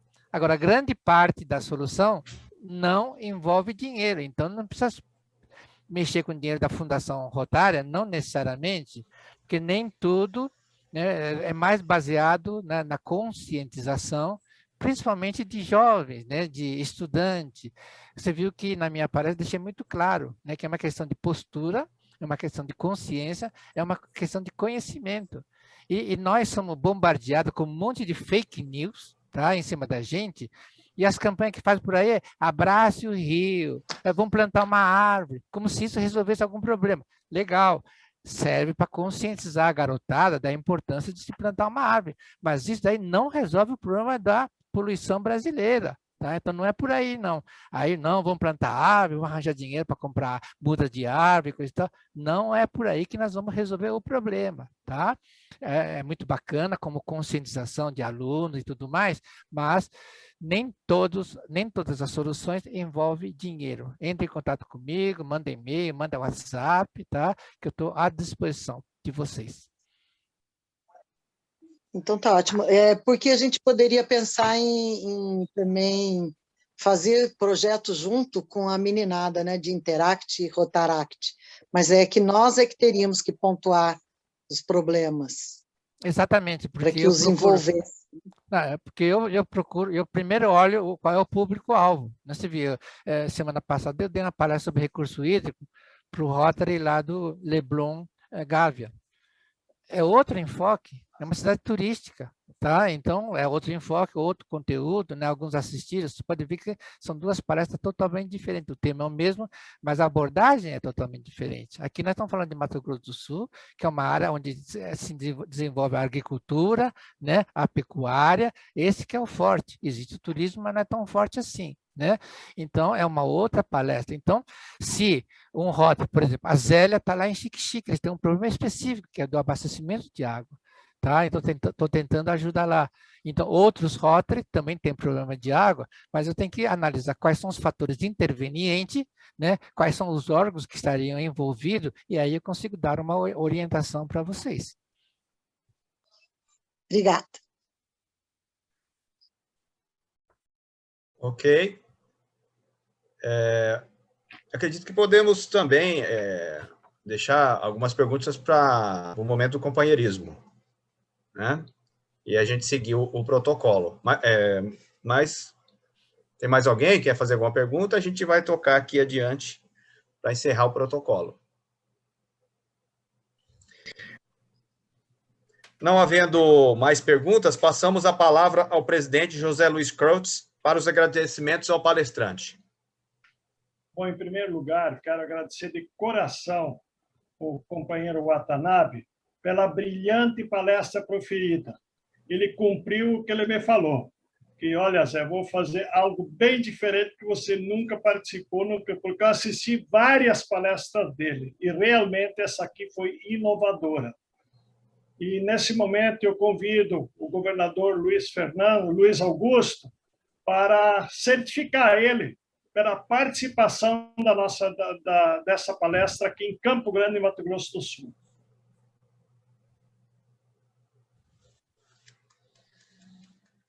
Eu vou ler. Os GAs: Rúbio Sérgio Moraes, gestão 2021, e José Luiz Kreutz, gestão 21-22. Confere a Roberto Massaro Watanabe, Rotary Club de São Paulo, Água Rasa, distrito 4563, o certificado em agradecimento pela brilhante palestra com o tema Recursos Híbridos, proferida nessa data via plataforma Zoom. Campo Grande, Mato Grosso do Sul, 31 de março de 2021. Assinado por Rúbio Sérgio Moraes e José Luiz Kreutz. Muito obrigado.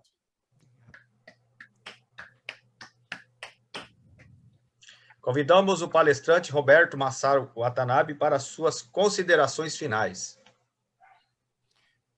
Bom, todas as transparências estão disponíveis nesse QR Code que eu distribuí, tá? Quem não tiver, eu passo depois novamente o QR Code aí para o José Luiz, para o Kreutz, tá? E aí vocês poderão baixar todas as transparências. Número de leis, número de normas, estão todos lá contidos. Então, com isso, vocês poderão mover, fazer algum trabalho para vocês. Da minha parte, fico à disposição, né, de qualquer Rotary, ou mesmo que não seja Rotary, alguma associação de moradores, também estou à disposição. Essa foi a minha palestra de número 714 e tenho um prazer muito grande, né, de servir ao Rotary. Por hoje, muito obrigado, né, principalmente pelos clubes parceiros, que teve 46, e mesmo nesse final, já quase começando a reunião da turma do Corujão, né, ainda nós temos aqui 67 pessoas conectadas. É impressionante, eu fico muito lisonjeado com tudo isso. Muito obrigado, muito obrigado. Antes do Luiz Fernando passar para o Nelson e para a Érica, eu convido o companheiro Nelson para certificar também o governador Luiz Augusto pela excelente apresentação e pelo Nelson. E o próprio Nelson vai apresentar para ele mesmo o certificado pela sua participação para produzir esse programa de hoje. Companheiro, boa noite a todos. Companheiro Kreutz, eu peço desculpa. Depois eu mando o certificado, não deu tempo de fazer, infelizmente não deu, mas eu envio para mim e envio para o Luiz. Mas parabéns, Luiz, fantástica apresentação. Eu agradeço a homenagem para mim e também para o Luiz, tá? E desculpe a minha falha. Obrigado. Obrigado, presidente. Valeu. O companheiro Nelson pode continuar com a palavra, juntamente com a Érica, para fazer a estatística.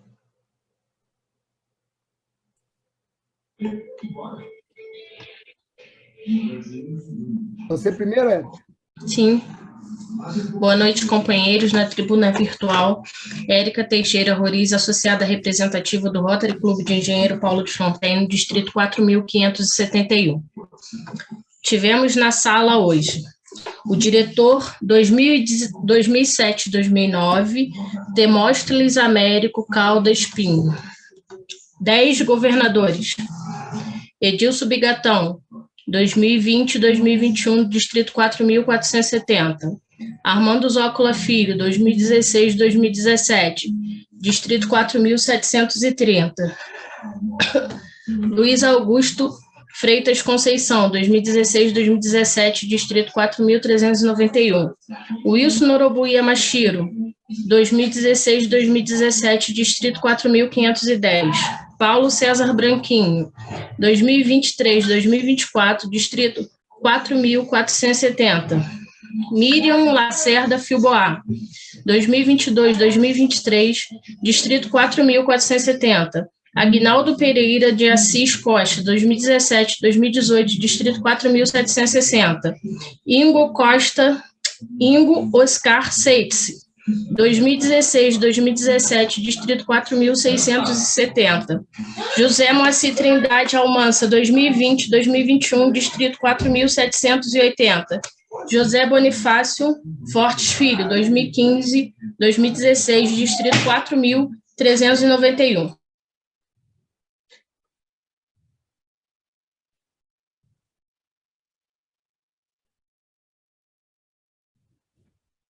Nelson, abre seu microfone. Compartilhamento, Luiz. Antes de eu interromper o compartilhamento, legal.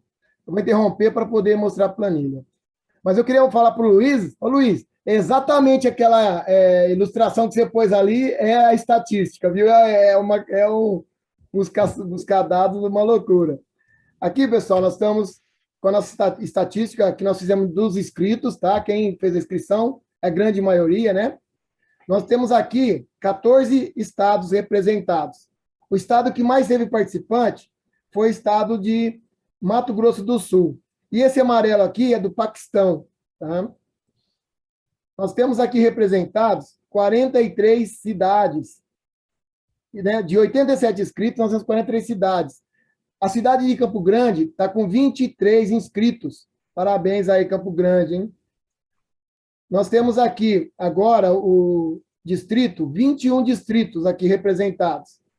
E o distrito que mais teve participante foi o 4.470, com 43 inscritos. E nós temos também aqui o distrito do Peru, do Paquistão e dos Estados Unidos, Flórida, que é o Boca Raton, presente aqui na reunião também. 55 Rotary Clubes estão presentes. E o clube que mais trouxe participantes foi o Rotary Clube Campo Grande Alvorada, com 12 participantes. Então, estou girando, né, para que saia na gravação aqui, ó, para vocês acompanharem. E nós temos na sala, né, nós temos aqui 21 presidentes. Então, aqui nessa planilha tem 19, Guaratinguetá, Marinês, Engenheiro Paulo de Frontinha, a Érica, Feira de Santana, Princesa do Sertão, o Jefferson Fialho, Lavras, Giraldo Bertolucci, Porto Velho, José Maria da Silva, Lavra Sul, Ana Maria Fagundes, Rio Grande Cassino, Luiz Carlos Fernandes, Caçapava Jequitibá, Silmara Castro, Campo Grande Pantanal, Célio Esteves, Itabira, Maria do Carmo, Chique, Zélia Alves, Três Lagoas, Gilmar Meneguso, Ribeirão Preto Irajá, Rosimel, Dourados, Eduardo Santos, Brasília Internacional, Alberto Palombo, Senador Guilmar Isaías, e Campo Grande Universidade, Eliane. E nós temos mais um presidente aqui, que é Penápolis, o Moacir Pérez, que é presidente eleito, e nós temos também de Taquari, a Simone, que é presidente eleita. E aqui nós temos registrado 4 GAs, mas além dos 4 registrados, nós temos o Creutz, que é governador eleito, nós temos o Rubio, que é o governador deste ano rotário, e nós temos aqui Roberta Mello, Recife, Largo da Paz, Cátia Simone, Rio Branco, Galvez, Neide Batista Riso, Londrina, Nova Londrina, e Davi, né? David, né? É o Davi, que é Rio de Janeiro, Rio Comprido. Esses são os GAs que estão presentes aqui. É lógico, pessoal, pode ser que alguém não foi citado porque não fez a inscrição. Tá? Então, quem não fez a inscrição e está na sala, algum presidente, algum governador assistente, por favor, vocês podem se anunciar, que eu não tenho aqui essa informação se você não fez sua inscrição. Aqui é só para vocês verem a planilha dos cargos, né? Então, o azul, né, é governador assistente, o verde é governador, que já foram todos nomeados, o amarelo são os presidentes. E temos outros cargos também, só para saber, ó, 15 associados, tesoureiro, comissão de projetos, nós temos aqui governador selecionado 23, 24, esse aqui acho que foi citado, né? Vamos ver quem que é. É o Paulo César, né, que foi citado. E aqui nós temos também 12 presidentes de comissão e outros cargos aqui, 9 secretários.